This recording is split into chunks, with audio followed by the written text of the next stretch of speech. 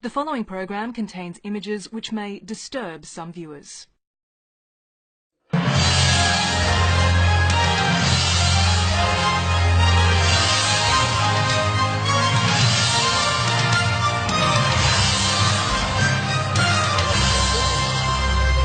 Hello, Mr. Prime Minister. It's ABC Australia. I'm wondering if you can explain the hundreds of millions of dollars in your account. Mr. Prime Minister. No. What are you trying to do? No, it's just a press conference. No. Stay away. That was 2 weeks ago in Malaysia. Our reporter Linton Besser and cameraman Louis Eroglu were arrested for challenging Malaysia's Prime Minister about the vast sums of money channeled into his private bank accounts. Their arrest made headlines around the world. For 2 days, our team was barred from leaving the country, facing charges for a crime carrying 2 years in prison. Tonight, we bring you their story, a multi-billion-dollar corruption scandal, murders and intrigue across 4 continents, including Australia. Linton Besser's investigation begins on the streets of Kuala Lumpur, with one man's attempt to bring the Prime Minister to justice.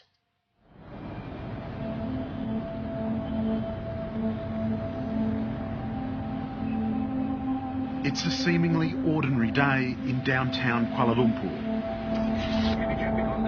September 4, 2015. One of the city's most senior public prosecutors leaves home and begins his journey to work. He's been deeply worried about his current case. It's a corruption investigation that will rock Malaysia. Kevin was extremely stressed out on an ongoing case he was working on. And he never really did talk about the case till the last conversation I had with him. And it's when he said, hey, I can't talk much, he said, because my phone might be bugged.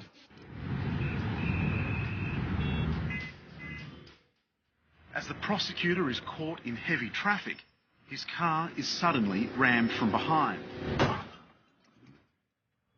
The moment is captured on a CCTV camera. A group of men snatch him from the driver's seat and drag him into a ute. Then both vehicles drive away.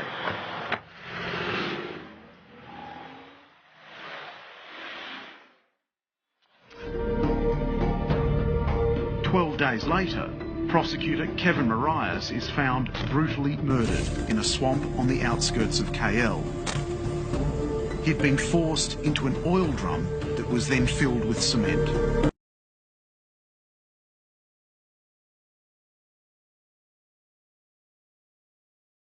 Have a prominent public legal figure snatched from the streets and brutally murdered in such a way.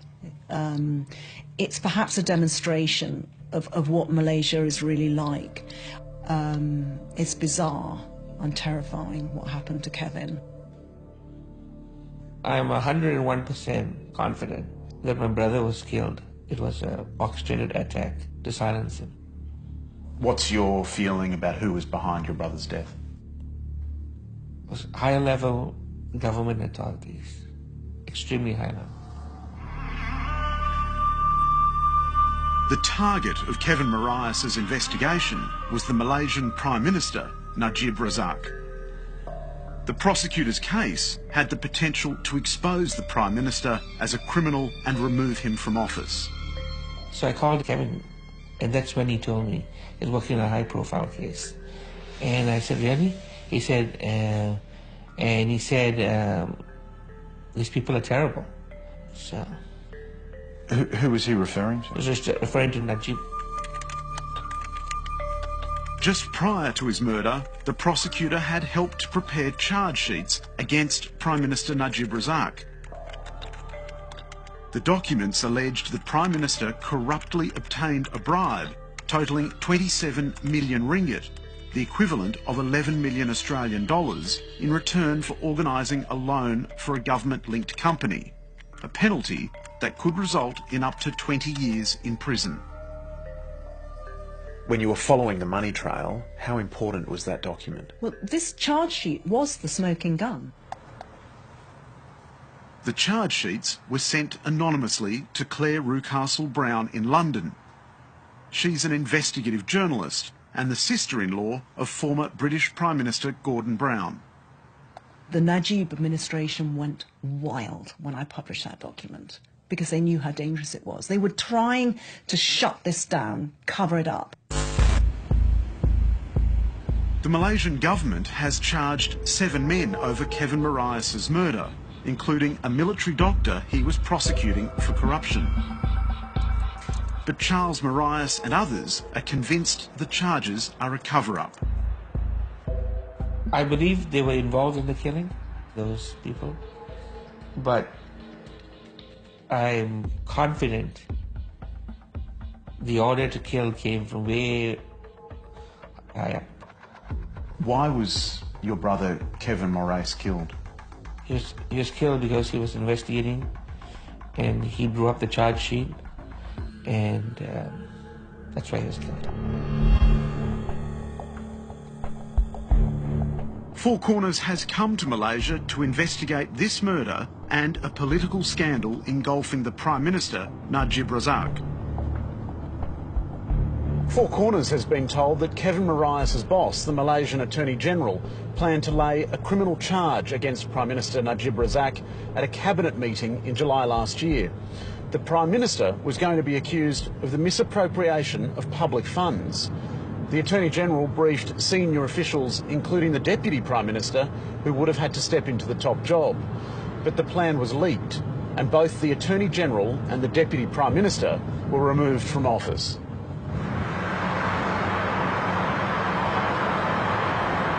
You sack your Deputy Prime Minister who just wants to know what happened. You sack the Attorney General who, I believe, preparing a charge against you. Well, this is unprecedented. I don't think we will ever witness this kind of massive dismantling of the institutions of government to cover up crime. The $9.5 million payment to the Malaysian Prime Minister that was being pursued by Kevin Marias is just one of many unexplained payments he's received. His official salary is about $130,000, yet his personal bank accounts have overflowed with hundreds of millions of dollars in unexplained wealth. The amount of money involved is huge. It is unthinkable that a Prime Minister should have such huge sums of money in his own private banking account. Dr Mahathir Mohamad, Malaysia's former Prime Minister and one-time mentor to Najib Razak, has become one of his biggest critics. This is wrong. This is totally wrong. A Prime Minister of Malaysia should never have that amount of money in his private account. If he has, it must have come through some undesirable activity. I now officially launch the Tun Razak exchange. The saga that has embroiled Prime Minister Najib began 7 years ago with the establishment of Malaysia's National Wealth Fund, 1MDB. Rather than build prosperity, it's racked up debt. The fund has performed disastrously. I think terribly doesn't quite describe how the fund has performed. Every single investment that 1MDB took has failed. It has resulted in billions of dollars of debt, which it is unable to repay, and today the Malaysian government is forced to bail out this particular entity.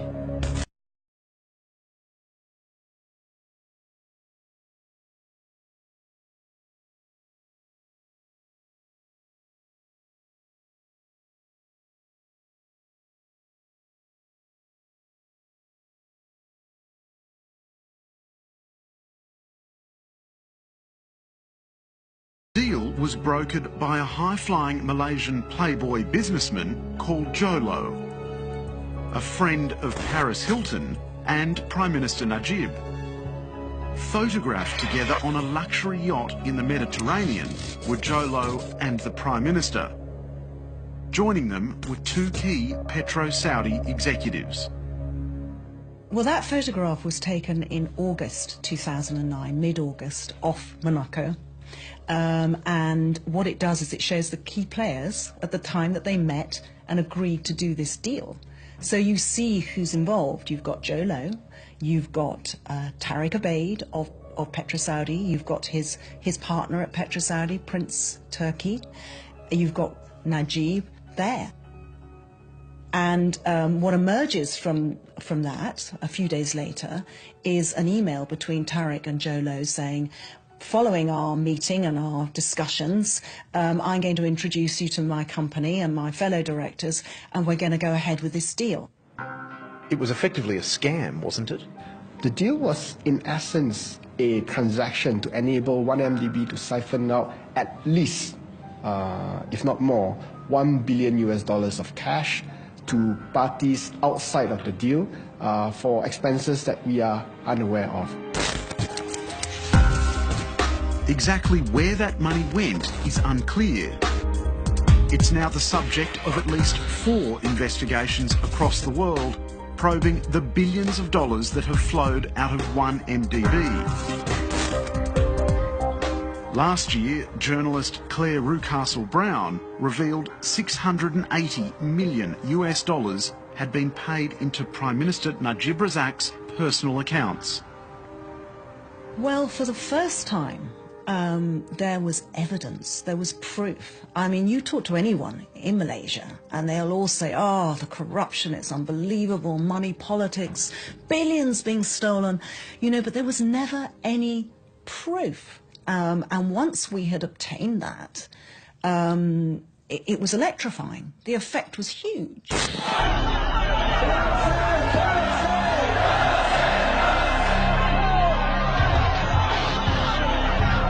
The revelations prompted protests across the Malaysian capital. Tens of thousands of people took to the streets. Despite public outrage, Malaysian investigations were shut down after the new Attorney General said the $680 million found in the Prime Minister's accounts was a donation from the Saudi royal family. Well, he needs to explain where he gets the money. When you move huge sums of money, there must be some record, some documentary proof of the existence of the money, the source of the money, the banks that are used, and how the money is transferred by the bank to his account. Apart from saying that it was a gift from somebody, there is nothing else to prove that it was a gift. Because we need to know the person who made the gift must be extremely rich to be able to just give away $681 billion. The Malaysian government says Najib Razak has returned more than $600 million he received in 2013 and closed 2 of his accounts. But Four Corners has established that 3 new accounts were opened in the Prime Minister's name and the money just kept on pouring in. In June 2014, for example, the bank was notified of another 50 million British pounds that was to be wired into the Prime Minister's name. There were also a series of cash deposits that raised money laundering alerts here inside the bank. A high-level source has shown Four Corners the Malaysian Prime Minister's bank accounts. The banking documents reveal an extraordinary and steady flow of money between 2011 and 2014. By June 26, 2012, the bank records show deposits worth $75 million from a Saudi prince, $80 million from the Saudi Arabian Ministry of Finance, and another $120 million from a shell company in the British Virgin Islands. On the 21st of March 2013, the Prime Minister received $620 million from a different company registered there. 4 days later, the same donor deposited another $61 million. By the 10th of April 2013, the Prime Minister had received more than $1 billion. This has to be one of the biggest kleptocracy cases ever. Billions of US dollars have gone missing, and the network of money transfers is global. It's dragged in so many major financial institutions, and this is why the impact of this particular case could be very, very far-reaching.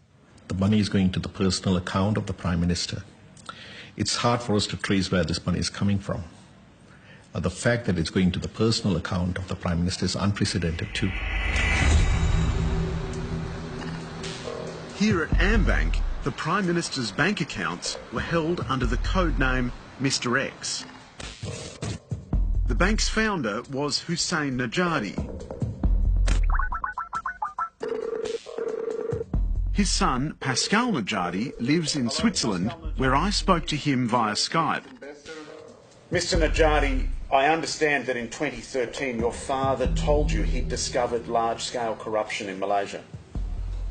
Yes, my father has been lamenting at the lunch in Kuala Lumpur about this, and he was throwing his hands up and saying, my God, this Prime Minister Najib is lining his pockets, they are robbing the country.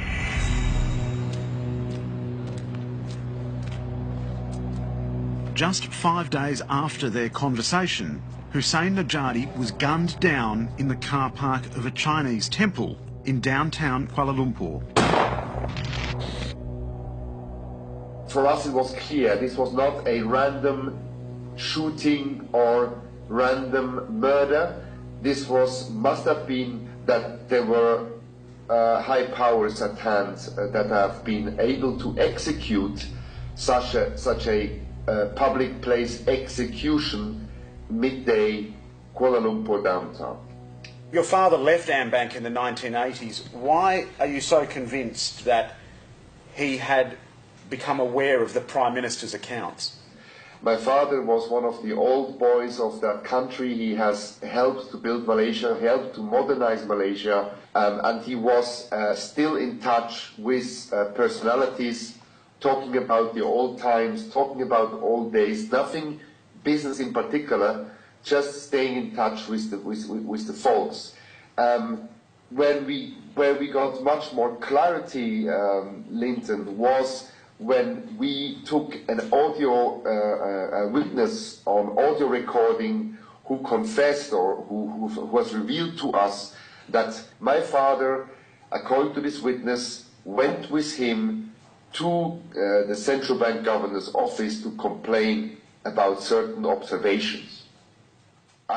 There's no evidence Hussein Najadi's death can be linked to the scandal engulfing the Malaysian Prime Minister.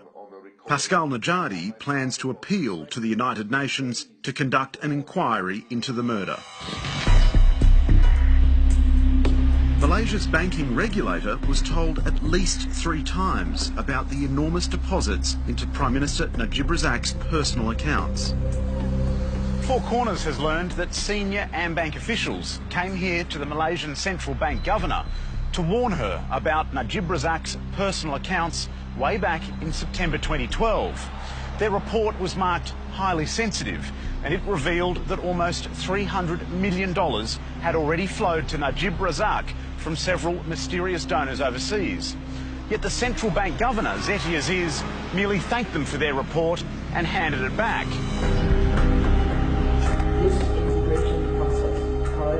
Zeti Aziz is still head of Malaysia's central bank. We wanted to know what action she took about Najib's accounts. Hello, Dr. Zeti. Yes. I'm from ABC Australia. Yes. I'd just like to ask you a couple of questions about your role regarding the Prime Minister's bank accounts. We're trying to understand why you didn't do more when you were alerted about the hundreds of millions of dollars flowing into them.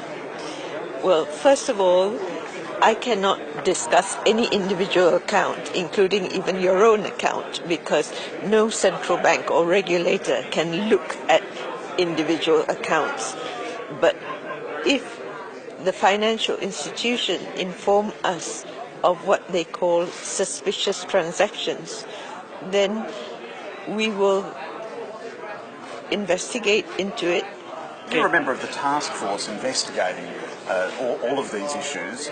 What's been the outcome of that? Is it true what the new Attorney General has said, that Najib Razak has no case to answer? Is that true? I have no comment on this at this point in time. As I said, that no authority will discuss any investigation that has not been concluded. So who is behind the money flowing into the Prime Minister's bank accounts? As I said, I cannot comment on this. It is an ongoing investigation. Accusations against Prime Minister Najib Razak date back almost a decade. The first scandal was in 2002, when Najib Razak was Defence Minister overseeing a $1 billion submarine deal between Malaysia and France.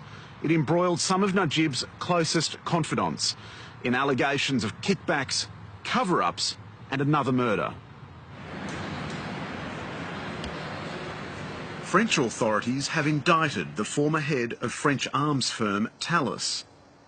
They acted after an investigation by Malaysian anti-corruption campaigner Cynthia Gabriel into a $108 million commission paid to a Malaysian company. It wasn't just this payment that was of question. It was a couple of other payments as well that were made that seemed murky and seemed very shady, that did not have very clear reasons for why the payments were made. The middleman in the submarines deal was a senior advisor and friend to the Prime Minister. His name is Razak Baginda. We don't know who he is, apart from him being a close associate and friend of Najib. So until today, we are not certain if he was actually on a formal contract with the Defence Ministry or whether he was just negotiating a very large multi-million-dollar contract only because he was the friend of Najib Razak. The allegation is that kickbacks were given to the middlemen who negotiated the deal in France. That is the allegation. That allegation now has to be investigated properly. What thrust the corruption scandal into the global spotlight was another murder. This time, the victim was a 28-year-old model from Mongolia named Altan Tuya Sharabu. She worked as a translator. It's also been alleged she was having an affair with Najib, something he's always denied. But his advisor, Razak Baginda, was sleeping with her. He did admit that they were having a romantic relationship for a while. And then the events that led to her death suggested that he was trying to get rid of her. The model, Altan Tuya, wanted a cut of the money from the submarine deal. Interestingly, her father had said that Altan Tuya had left a note to say that she was coming to Malaysia to pick up her share of the commission, which amounted to about $100,000.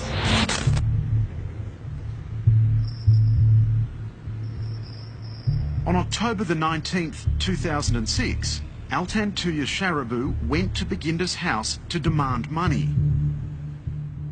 She was kidnapped by 2 Special Forces policemen. She was driven into the jungle and shot twice in the head.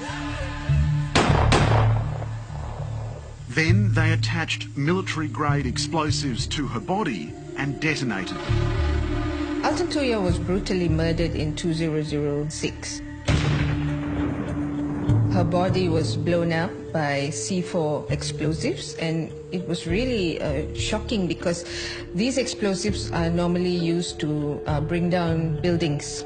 It's that powerful, not to blow up a body. I would like to say here, Najib's advisor, Razak Baginda, was initially charged with ordering the murder, but he was later acquitted. And what I have said today to all of you is what I told the police, that Datuk Najib had never met the deceased. How do I know?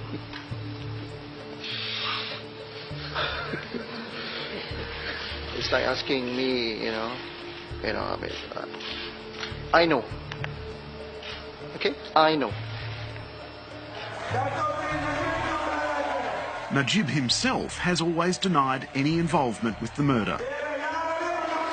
Really, there's no shred of evidence at all been presented. Nothing in court, nothing has been said.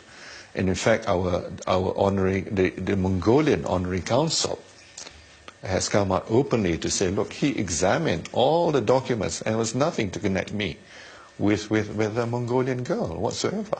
So you didn't know her? No, absolutely not. Translation work for nothing, absolutely nothing. I have not met her at all. I do not know her at all. And how can I be linked with her? The allegations have dogged Prime Minister Najib since a private investigator, Bala Subramaniam, swore a statutory declaration implicating the PM's advisor, Baginda, in the model's murder. She said she know Najib and Raza Baginda met them in Paris. She was the mediator. Bala was a key witness because he had been part of the whole drama of those last few days of Altan Tuya's life. But Bala was there on that final night, during that final drama, when a car drove up with two thugs and pulled Altan Tuya off the street and drove away with her, the last time she was seen alive. And so his testimony was crucial. Yeah, I know, it's Najib's brother. But the PI recanted his statement and claimed in court documents he was forced by people close to the Prime Minister to leave the country. He offered me 5 million for me to retract the SD. The Malian asked me whether you are married. I said yes. Do you love your family? I said yes. Now, to emphasize their desire of getting Bala out of the country, they actually took him to a shopping centre on the outskirts of KL as well. And they met somebody that Bala recognized, and it was the Prime Minister's younger brother, Nazim. And Nazim Razak said to Bala, now look, if you love your family and if you're concerned about their safety, then I suggest that you follow exactly what tells you to do. So a combination of inducement, financial inducement, and threats to the safety of his family made him think that it was probably a good idea to leave. This scandal has led all the way to Australia. One of the model's killers has been locked up here at Villawood Detention Centre in Sydney's West.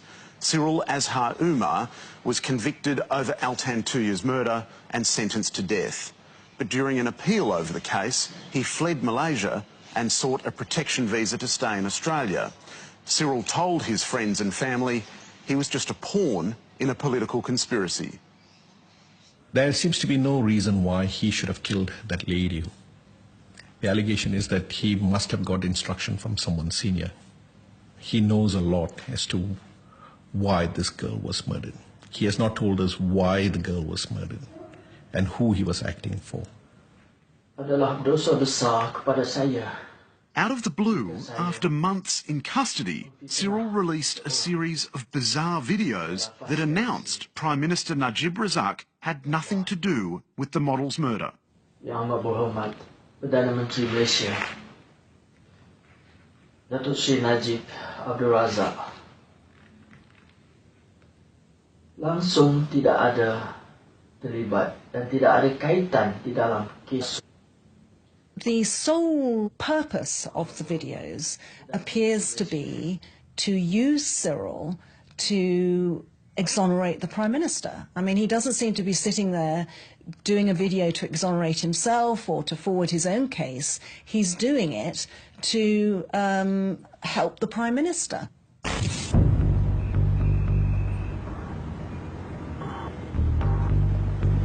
When Four Corners arrived in Malaysia 3 weeks ago, we found a country transformed by fear of its Prime Minister. I think there is an atmosphere of total terror. It's an incredibly difficult situation for every individual trying to carry out their jobs. You see, The problem in this country is that everybody is so scared of the Prime Minister.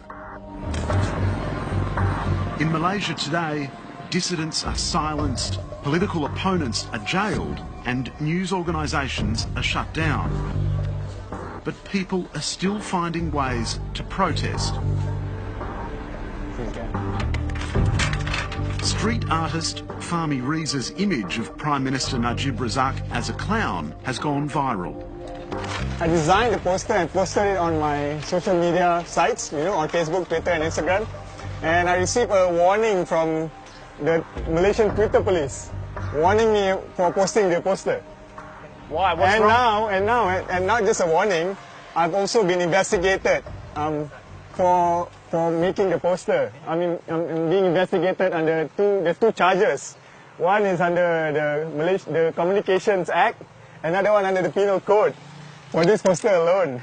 Why? Why are they cracking down on it? Someone wasn't happy with the image and made a police report against me. Authorities are on the lookout for anti-government critics everywhere. Within hours, Fahmi Riza's new poster had been torn down after a visit by police. What's happened? Yeah, 8 hours later, something like that, Don't know exactly when. But when I talked to the car attendant here at the parking lot, they said the police came here at around 8 p.m. last night, asking him so many questions about the poster, who did it, This is just one more way for them to silence dissent in this country. I think you leave this place. Okay. Because why? Yeah. Why should we leave? Because he put the stick as a poster. Yes. Here. Yes. It's against the law. It's against the law to put up a poster. Yeah. My Prime Minister, this country's Prime Minister's photo. Yes. That is very bad. But why can't we, as citizens, express ourselves? I call the police now. You can talk to them. Why do you want to call the police? Because he did something wrong. This is our Malaysian law. Right. Yeah, we cannot say bad things about our Prime Minister. There's no law that says we cannot say bad things about the Prime Minister. Okay, I'll go and call the police. So you want to call the police on me? Yeah. For others, the consequences of dissent are far more serious. Khairuddin Hassan is a former senior politician from Prime Minister Najib's own party. Last year, he went to the UK, Switzerland, Singapore and Hong Kong to lodge police complaints about the huge sums of money pouring into the PM's accounts. You see, my intention was to get the Foreign Legal Enforcement Authority to investigate on this 1MDB scandal. I didn't make any wild accusation or whatsoever. I flew abroad because I want to put it to the rules of law. Khairuddin Hassan was jailed for 2 months on terrorism charges. He was accused of sabotaging the Malaysian economy. Well, they accused that I was trying to sabotage the economy of Malaysia. Why I am arrested, detained, and charged under Terrorism Act. That is ridiculous. I was arrested and charged under that Terrorism Act, and my lawyer, for the first time in history, he is arrested alongside with me. A lawyer who is providing legal services to his client. It didn't take long for our questions to start upsetting people.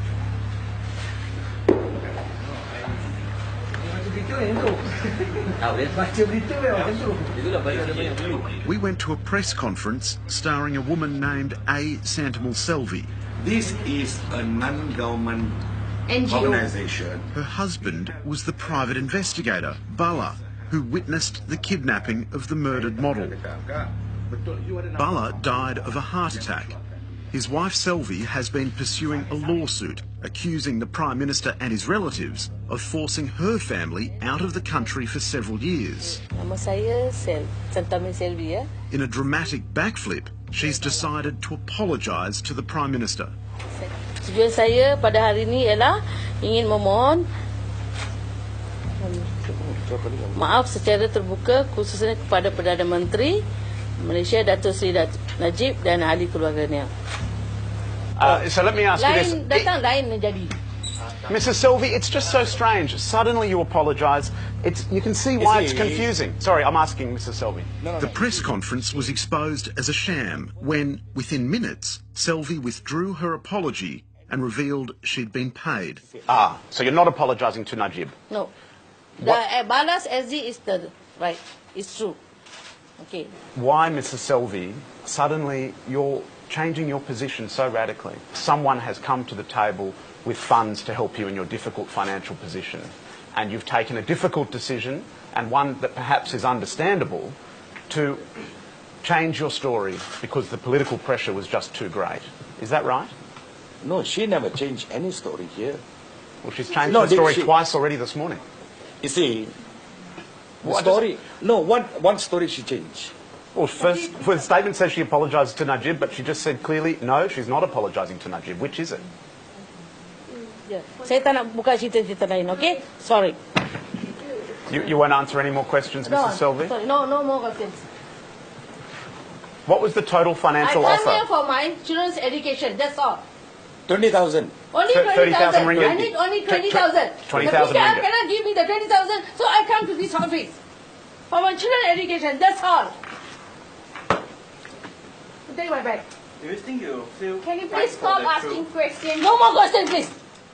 The man who organised the press conference, Ramesh Rao, is a political fixer who has staged similar events before. Mrs. Selvey What is has wrong with you, a white man? Can you see the paper statement? I'm helping the speaker, guys, and all that, and you are keep repeating thing. I'm off. Okay, I will make sure the children get a good education. I will help them. She apologized or not, that is not my problem. But my concern, I will make sure the children gets a good education. Done.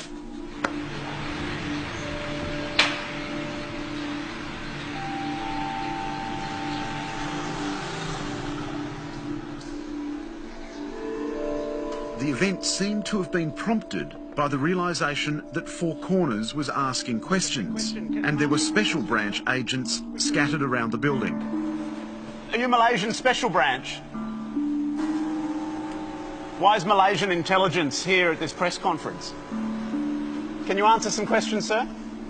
It's the sort of farce that people have got used to in Malaysia. These extraordinary staged events, people retracting their evidence and clearly being paid and intimidated to do it. A few hours later, we heard that Prime Minister Najib Razak had put out a press call and we jumped on a plane. The PM had invited the media to a rare public appearance on the island of Sarawak, where he was giving an evening campaign speech.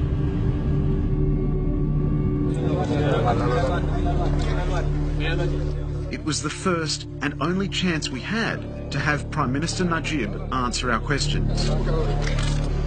Hello, Mr. Prime Minister. It's ABC Australia. I'm wondering if you can explain the hundreds of millions of dollars in your account. Hello, Mr. Prime Minister. Can you explain all the hundreds of millions of dollars in your account? Mr. Prime Minister. What are you trying to do? No, it's just a press conference. No. Stay my way.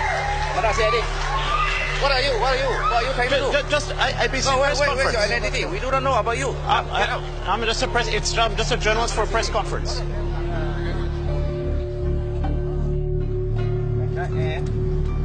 It's very sensitive here. We've just been questioned by the police and Malaysian intelligence. They've taken our passports and asked us where we were staying.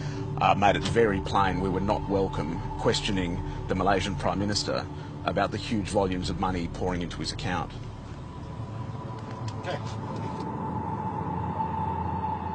Soon after, our van was pulled over. Cameraman Louis Iroglu and I were arrested and taken to the local police station. Here we are, and our lawyers has arrived, Albert Tang. I'm here, I've been placed under arrest at a police station in Sarawak. We're waiting for some legal advice, but at the moment it sounds like they're intending to charge us with obstructing a civil servant in the exercise of their duty just for throwing a question to the Malaysian Prime Minister Najib Razak. Our passports were taken again and we were detained for 6 hours.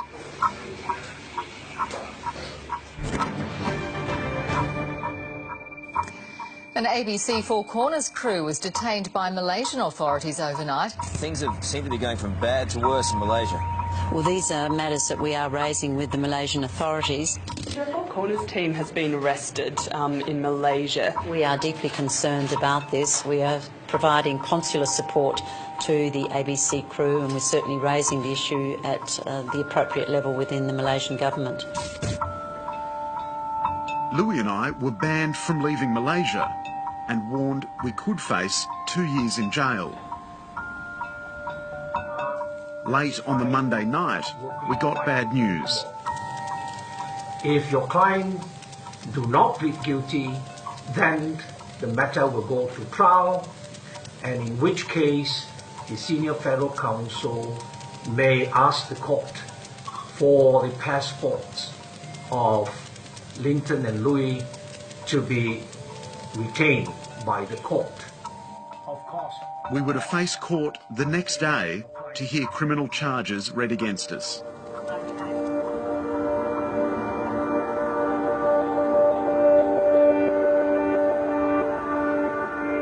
But 6 hours later, there was a bang on my door. The authorities had suddenly changed their minds. The charges were to be dropped. We were free to go, but for those who live in Malaysia, the crackdown continues. They've resorted to sheer intimidation and threats.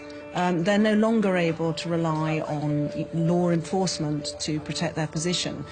So they're just letting people know if they do cross them, they'll just be met with sheer intimidation. I mean, they're pulling charges out of the air to throw at people and shoving people in jail because, of course, under current rules, you can be thrown into jail and kept there for months without a court appearance. So they're just threatening people now. And it's very effective. It's amazing how effective it is.